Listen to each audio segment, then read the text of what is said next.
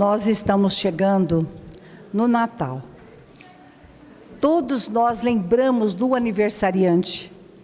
Enfeita-se árvores, nosso lar cria um brilho diferente, tudo para festejar o Natal de Nosso Senhor.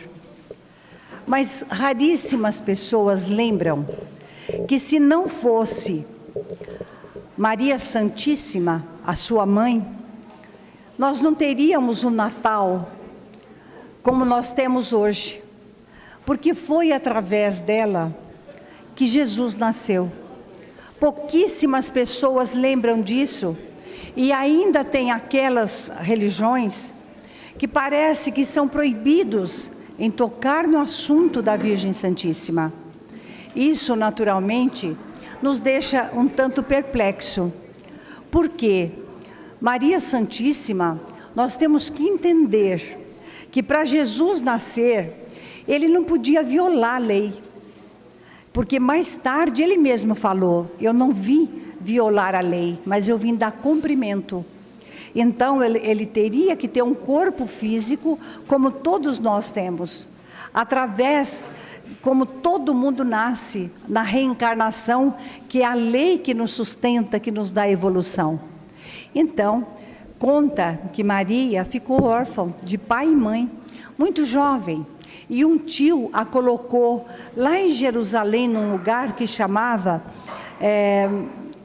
as órfãos, né? Era uma casa de orfandade chamada Jovens de Sião. E ela, muito jovem, adaptou muito rápido, porque não havia no seu coração lugar para remorso, para revolta, não havia. Ela era tão pura de alma que todos se encantavam com Maria. Então, ela aprendeu a fazer compotas de doce. Lá, ela aprendeu a tocar cítara e sempre falava que ela haveria de casar com um homem bem mais velho do que ela. E naquele tempo, José ficou viúvo e tinha 5 filhos. E era normal ir nas jovens de Sião para procurar alguém para que ele pudesse casar. Era assim os costumes. E lá ele foi procurar uma jovem para poder casar-se. E ele encontrou lá Maria. E ela não titubeou em aceitar o compromisso de formar uma família e olhar pelos filhos de José que estavam órfãos. E ela então criou naquele lugar um ambiente de alegria, de satisfação, porque diz que todas as pessoas que conviveram com ela aprenderam a não reclamar, a aceitar e dar o melhor de si. Que por sinal é o que a gente aprende hoje nessa doutrina sacrossanta, que é a doutrina espírita. Então, ela casou-se. E quando ela engravidou, antes disso, ela estava em oração. E na sua oração, Dirce, senta aqui, ó. Na sua oração, ela teve uma visão. Era a visão dos anjos. Mas um espírito se destacou. E esse espírito a saudou, dizendo que ela seria mãe de um menino. E esse menino seria o rei. Aqui, Dirce, ó. Então, que esse menino seria o rei dos judeus, o Messias, que os profetas já haviam anunciado. E foi então que ela começou a ter sonhos, cada vez mais. E quando ela comentava com José, diz que José era um espírito prático, diferente dela. Se ela era toda doçura, toda humildade, toda simplicidade, José era um espírito prático. Então, ele pensava assim: toda mulher sonha em ser mãe de um rei. Toda mulher sonha, ninguém sonha, né, em ser assim, receber no lar um espírito rebelde, um espírito que vai lhe dar tanto trabalho. Não, nós sonhamos em ser mãe de um rei. E ele então não levava muito a sério. Uns falam que quando estava na época da delivrance, que era assim que chama, né, que é o parto, eles foram buscar lá em Belém, porque diz que tinha um censo. Outros dizem que não, que ele foi buscar ajuda dos familiares de José. A verdade é que estava lotado, ali era um lugar muito pobre também. E ela não tinha onde se hospedar, acabou ficando na casa de um parente. E esse parente não tinha também lugar para acomodar, a não ser numa estrebaria.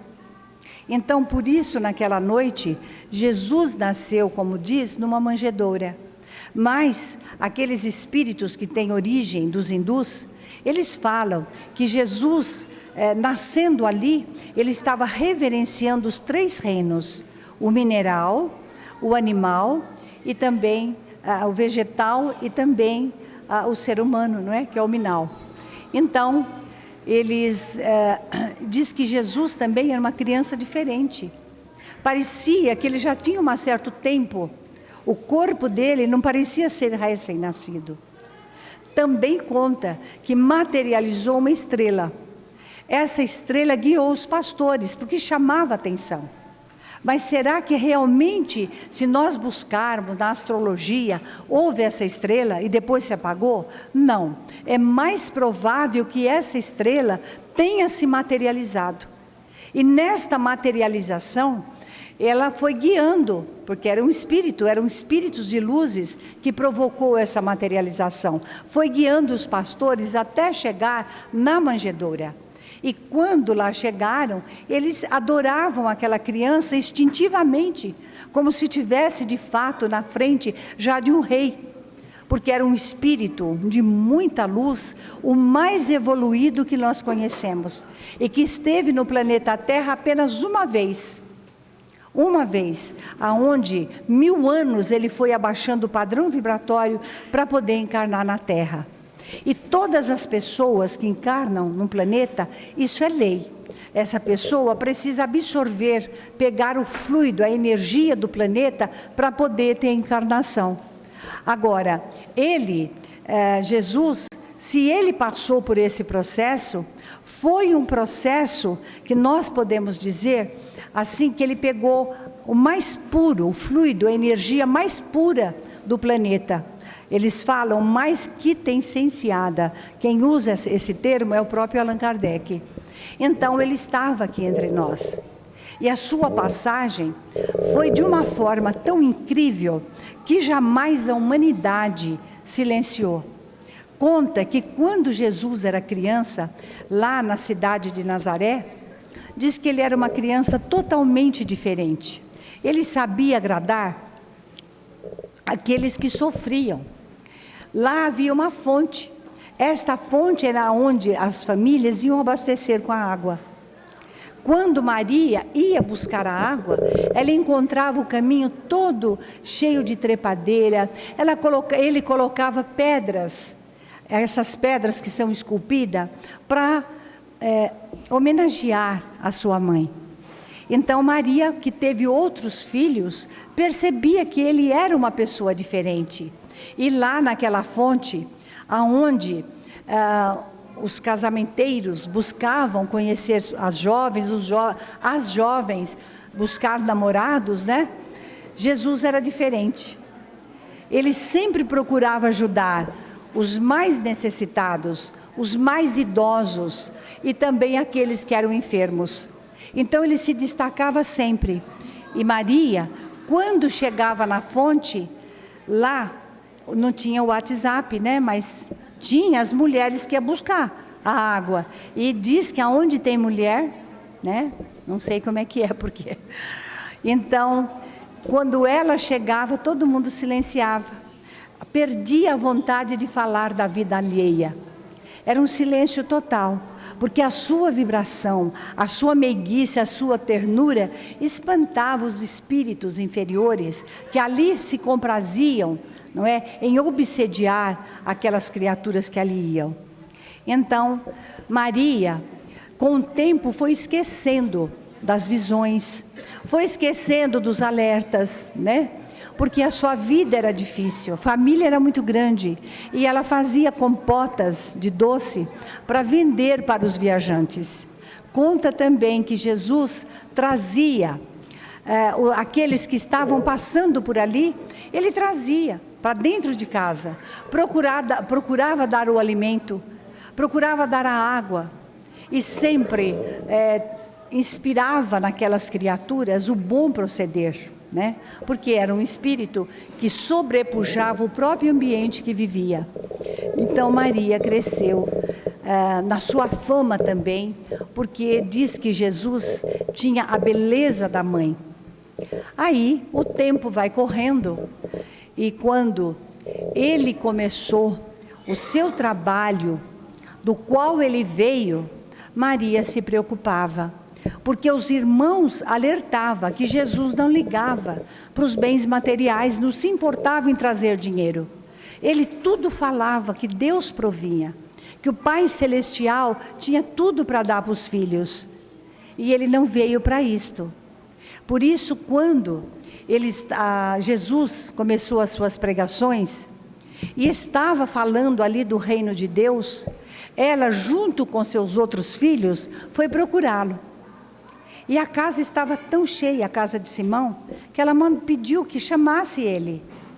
Então eles chegaram e disseram: Jesus, sua mãe e seus irmãos estão lá fora, e estão lhe chamando. E ele respondeu: quem é minha mãe? Quem são meus irmãos, senão aqueles que praticam a vontade de Deus?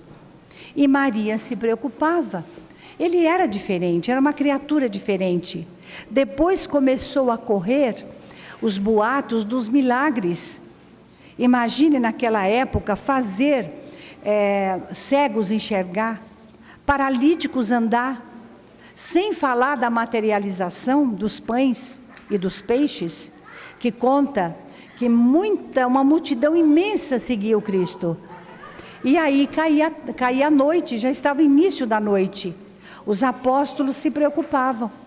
E chamou, disse: Senhor, essa multidão está com fome.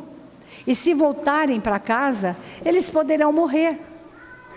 Então ele disse: traga o que tem. E conta que uma criança de 12 anos estava com 3 pães e 2 peixes, 5 pães e 2 peixes. E aí, quando os apóstolos pediram, ele entregou imediatamente. E que me faz meditar que a criança, a gente antes de nascer passamos por um preparo no plano espiritual. E nessa preparação, claro, vai nos mostrando que é apenas a nossa vida é passagem. Nós não podemos viver apegado nas coisas materiais. Nós não podemos viver criticando os outros, julgando. Então, tudo isso nós aprendemos. Até aqueles que vão ser médiuns passa por esse tratamento também. Então, a criança, ela é tão pura por isso. Quando ela vem, que ela reencarna, que pega um corpo, não é? Ainda pequeno, essa criança, ela vai devagar pegando os hábitos dos adultos, absorvendo o fluido do planeta, que por sinal não é um fluido tão puro assim, né? Então, ele deu, sem perceber, que ele estava doando tudo que ele tinha naquele momento. Mas em compensação, materializou pães e peixes, que saciou toda aquela multidão. E ainda sobrou cestos de pães e de peixes. Então Maria via tudo aquilo e continuava seguindo ele, às vezes de longe, tendo notícias. O seu coração, às vezes de mãe, se apertava, porque ela não sabia o que vinha disso. E aí, aquela multidão foi crescendo, não é? Comentários, vinha gente de longe. Conta até os espíritos que uma família que era vizinha de Barrabás foi procurar o mestre. Essa família tinha a mãe, a rainha do lar, que dava convulsões terríveis. E que depois passava dias abatida. E quando ia passando o efeito daquela convulsão, animando os filhos, mas de repente voltava essas convulsões. E então eles foram atrás do mestre e receberam a cura dessa mulher. Eles eram vizinhos de Barrabás. E conta também não é? Que Maria ouvia tudo isso, mas com o coração apertado. Porque também, se de um lado a multidão falava tantas coisas maravilhosas, do outro lado, os sacerdotes judeus falavam, criticavam, por ciúmes, por inveja, e espalhava que ele ia tomar o reino dos romanos. Então, do lado os sacerdotes, que tinha a inveja, os ciúmes, e do outro lado os romanos, que tinham medo dele pegar o reino para si, e se tornar, afinal, o rei dos judeus. Uns diziam, é o Messias, outros diziam, o rei dos judeus. Então, isso provocava nos romanos uma certa preocupação, e também a inveja crescia. Só que Maria ficava entre essas duas falas, né? Dos romanos e dos judeus.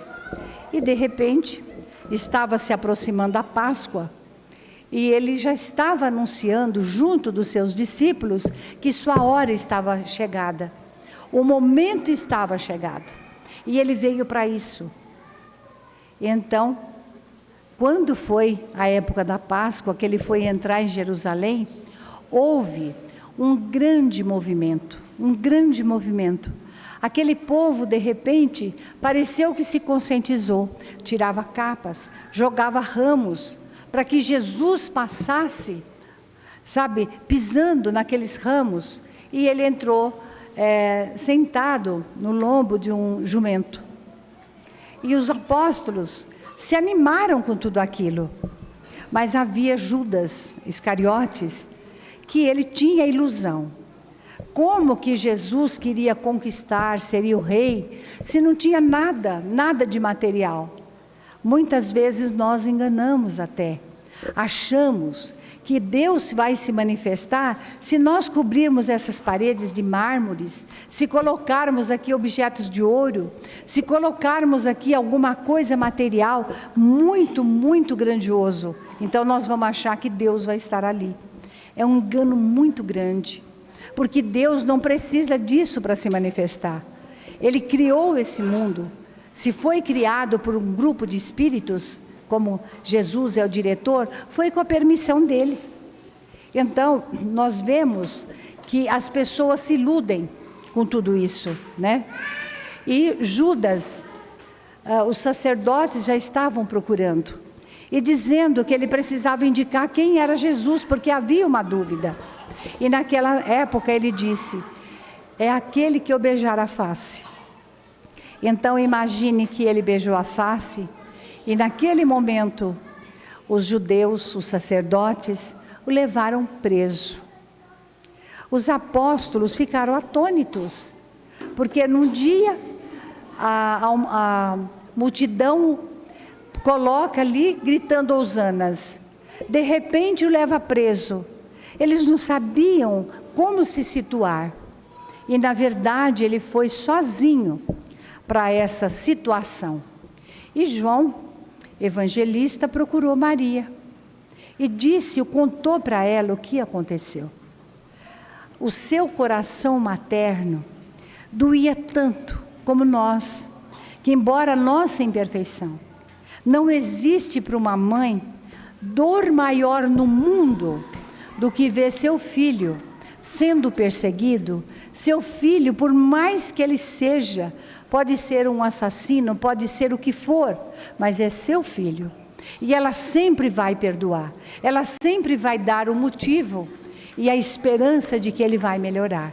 Essa é a postura de uma mãe que está num grau de evolução ainda tão pequeno.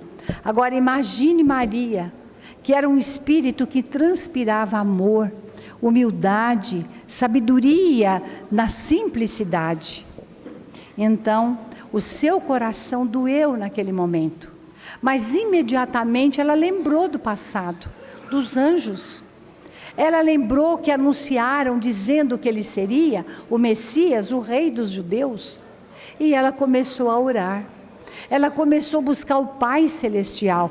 Também é o que as mães fazem. Quando a dor é muito grande, oramos, pedimos a Deus inspiração. o que nós temos que fazer pelos filhos. E ela não tinha o que fazer a não ser orar. E ela resolveu então ir até onde estava Jesus. Mas quando lá chegou, Jesus já não estava mais.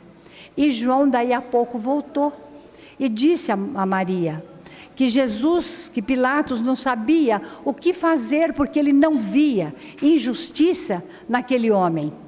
Então ele pedia a Herodes que ajudasse e mandou ele para Herodes. Maria sentiu o coração novamente, um grande sofrimento, uma grande aflição. Foi buscar o palácio de Herodes. Quem poderia ajudá-la? Nós temos que lembrar que ela não tinha preponderância nenhuma, nem literária, nem religiosa, nem artística, nem política. Então era uma simples mulher, uma simples mãe, que ali estava, uma criatura que aos olhos de Deus, quando Deus precisou de uma pessoa para assessorar o divino enviado, foi ela escolhida. Ela era bem-aventurada entre todas as mulheres na terra. Então, ela viu que o seu Jesus, que era um espírito tão puro, estava com uma coroa de espinhos, sangrando. Ele estava com uma cana na mão, que representava o cedro, e estava seminu. Então, o seu coração doeu tanto, doeu muito, mas João veio consolá-la. E Herodes mandou novamente ele para Pôncio Pilatos. E Pôncio Pilatos estava sob a pressão de uma multidão muito grande. Mas Maria pensou, a multidão vai se pronunciar. Porque do momento em que ele perguntou, porque na Páscoa era lei de soltar um prisioneiro, e ele queria, Pilatos tinha a intenção que a multidão soltasse Jesus. Então ele colocou Barrabás, o malfeitor, e colocou Jesus. E perguntou à multidão se perdoava Barrabás ou se perdoava Jesus.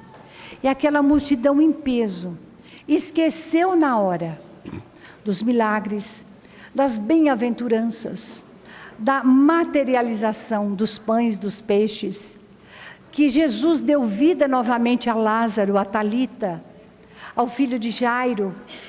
Esqueceu. E de repente Maria acorda, porque ela estava como que elevada em oração. Ela escuta a multidão gritar, solta Barrabás, solta Barrabás. E ouviu a voz de Pilatos perguntando, e que faz com Jesus? E a multidão numa só voz gritava, crucificai-o, crucificai-o. Ela não pôde acreditar. Como? Jesus era tão puro, nunca fez mal a ninguém. E então, foi quando trouxeram a cruz, para que ele pudesse carregar. E ele então começou a sua jornada no Gólgota. Maria se aproximou, queria libertá-lo imediatamente de toda aquela aflição, de toda aquela dor. Mas conta Humberto de Campos que foi o olhar mais profundo e significativo de toda a vida de Maria com seu filho. Ele a olhou, induzindo-a à oração, e que não falasse nada, não tomasse atitude nenhuma. Na história, nós sabemos que não houve ninguém que pôde interceder por Jesus.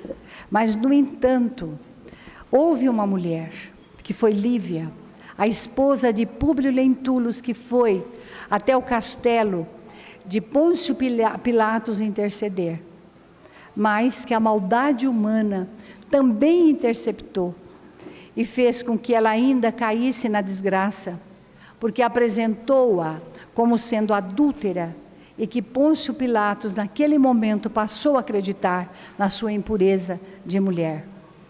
Então, quando Maria, em oração, e algumas mulheres se aproximaram para ajudá-la, Diz que estava Madalena, Marta, Maria, Joana de Cusa. Seguiram junto com ela, embora todas chorassem. Todas. Mas é um consolo. Porque mesmo quando nós estamos numa dor muito grande de um filho, se nós vermos um amigo de fato nos amparar, mesmo que não tenha atitude nenhuma, o nosso coração entra em regozijo e dá vontade de lutar para poder vencer aquele momento. E então, quando a cruz se ergueu, Maria não tirava os olhos de Jesus. Ela esperava até no último instante que os anjos viriam libertá-lo. O tempo passava. Tudo o que acontecia ali ao pé da cruz inspirava outras pessoas, a multidão, que passou a sentir mal pela presença daquela mulher tão resignada. Inspirava um certo mal-estar nos algozes. E quando ela sentiu uma mão amiga colocando no seu ombro, e ela olhou, era João, que vencendo todos os medos, os percalços, chegou até ela. E João, junto com ela, passou a olhar para Jesus que estava ali na cruz. E parece que o Senhor sentiu naquele momento a vibração de amor, de sustentação daquelas criaturas. Então, com muita dificuldade, ele maneou a cabeça e disse: mãe, eis aí teu filho. Filho, eis aí sua mãe. E parece-me que o que ele teve de fato durante toda a sua vida foi o amor de Maria. E por amar a humanidade, ele entrega esse amor a essa humanidade. E o tempo corre. Após a crucificação, houve de fato como um dilúvio de água, de trovões, que caía do céu. Todos se retiraram.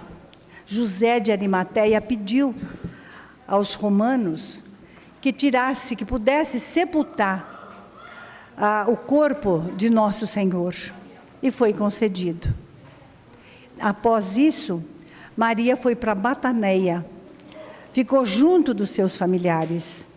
Quando João, que nunca esqueceu daquele momento, foi buscá-la, porque ele havia ganho uma casa muito pobre, lá em Éfesos, e ela aceitou de imediato partir com ele para Éfesos.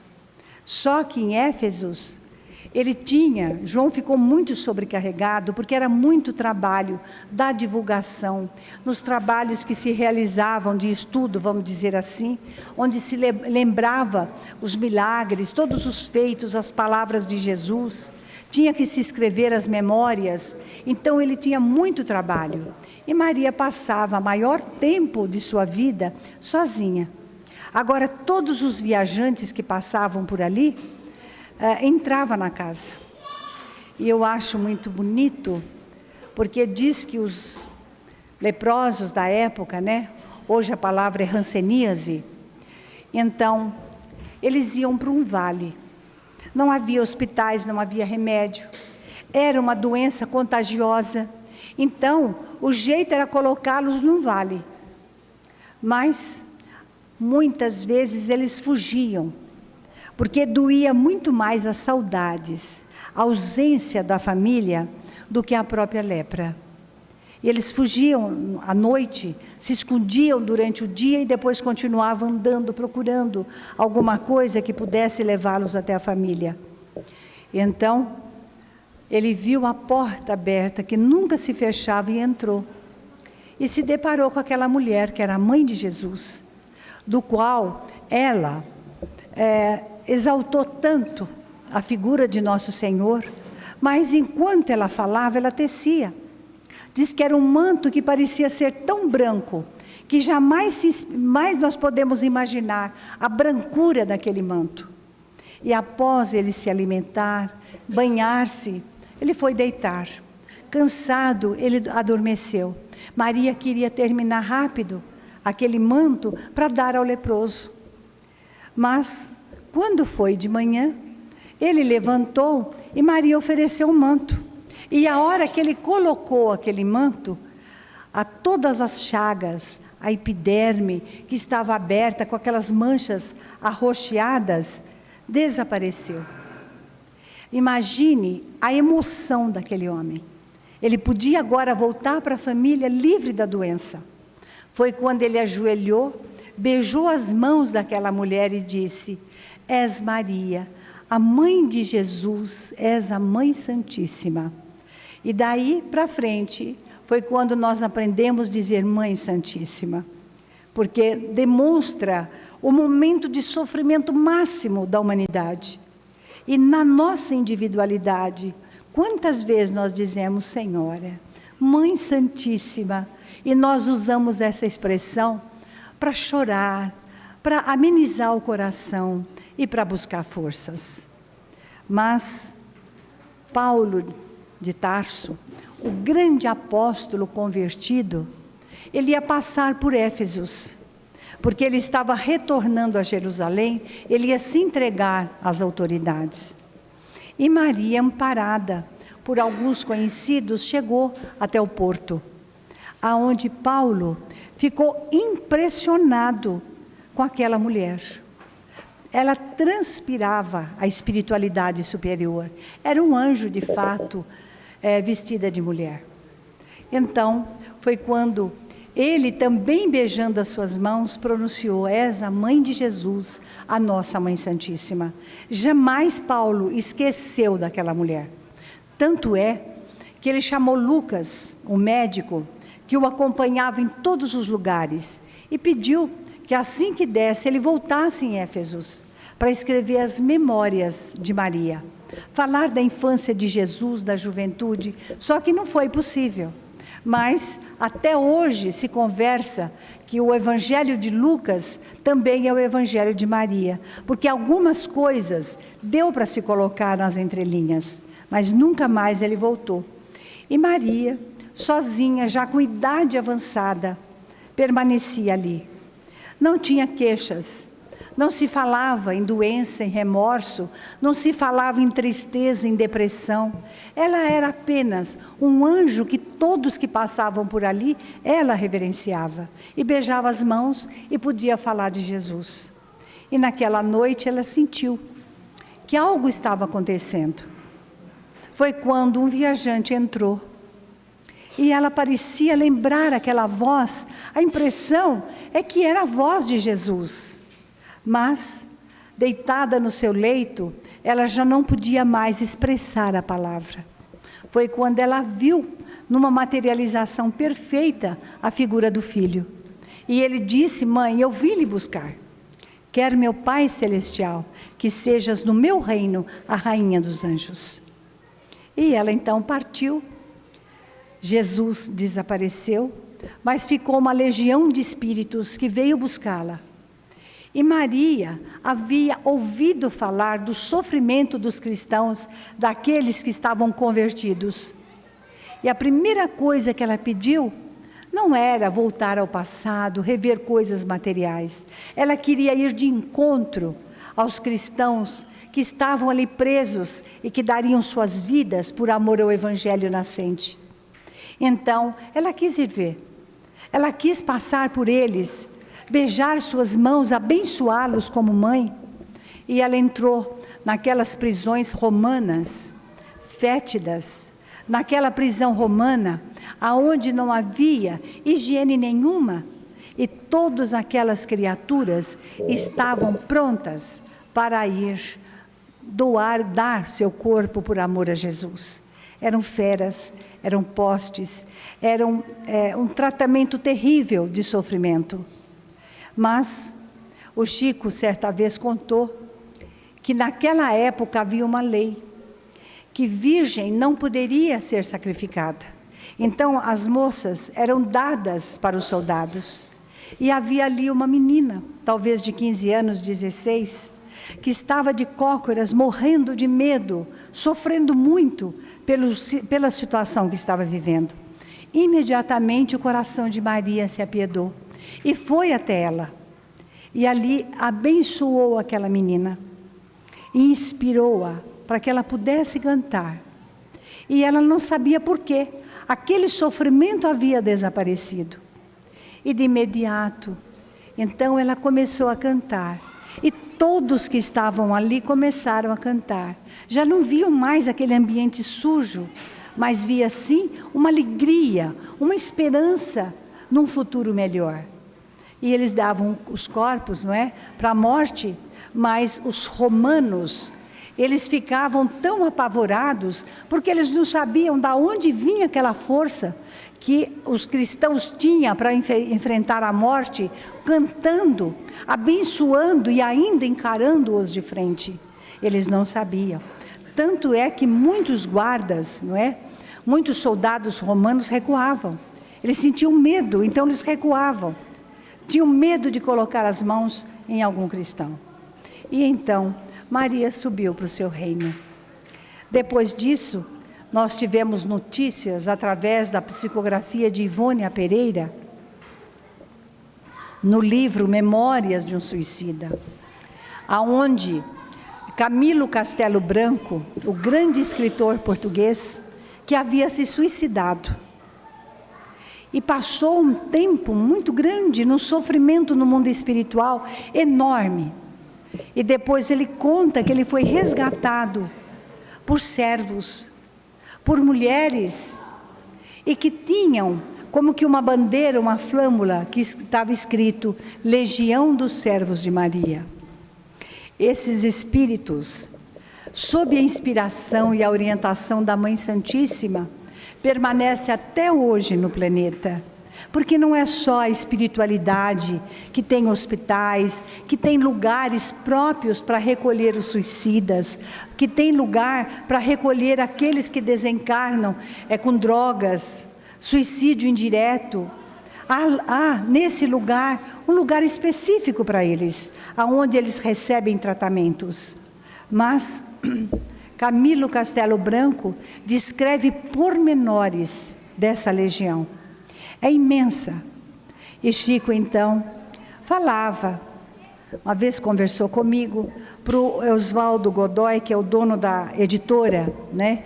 André Luiz, vocês que falam com as mães sofredoras, mais do que qualquer outra, porque não tem o mínimo necessário para dar para os seus filhos de comer, mães que muitas vezes vendem o corpo numa ilusão terrível, de resgatar com aquele dinheiro, remédio para tirar seus filhos da morte.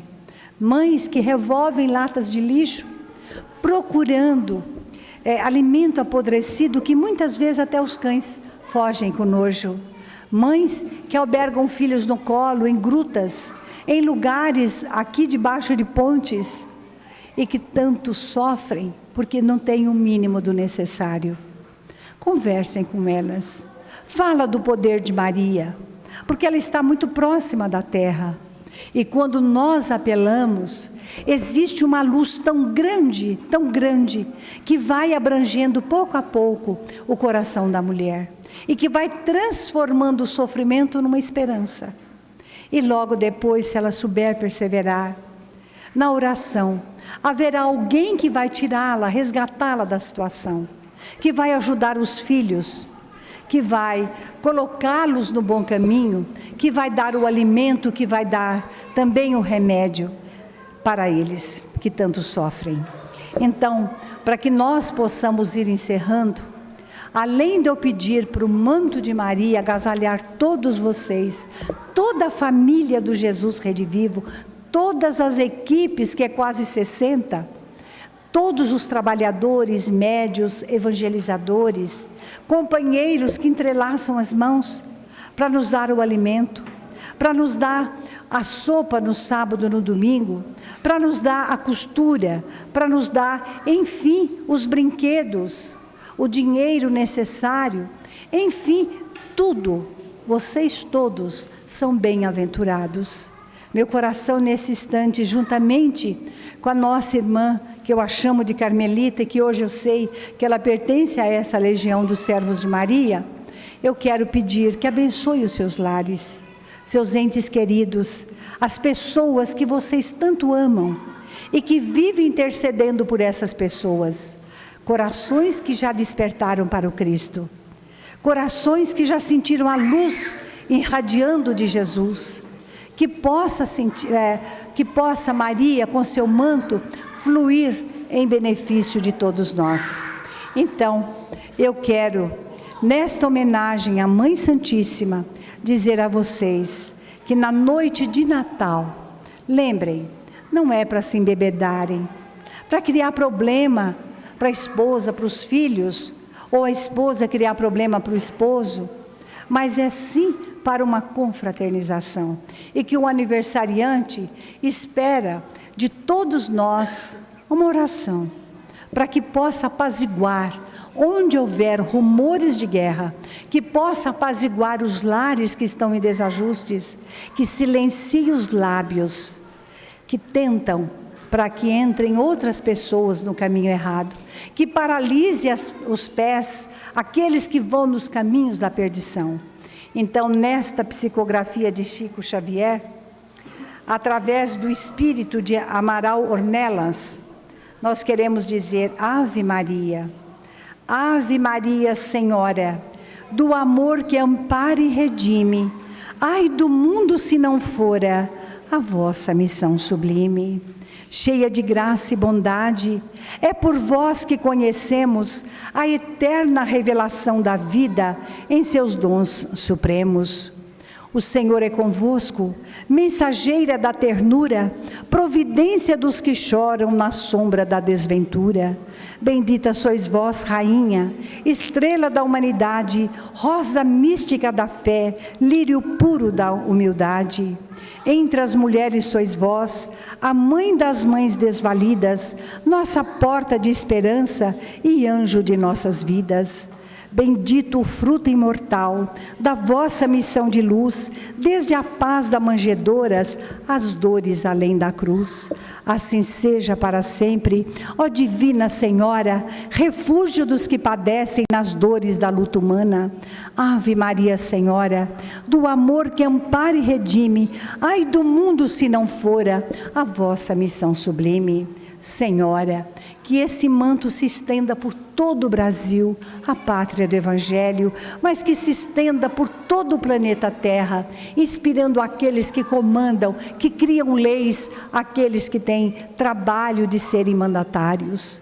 Inspira-os na humildade, inspira-os na justiça, mas que seus corações possam vibrar, principalmente no amor que ampara e redime. Muito obrigada, irmãos, que Jesus nos abençoe e possa nos dar o Natal, um ano novo, repleto de paz, de luz, e que nós tenhamos muito para agradecer ao coração de Jesus e à Mãe Santíssima.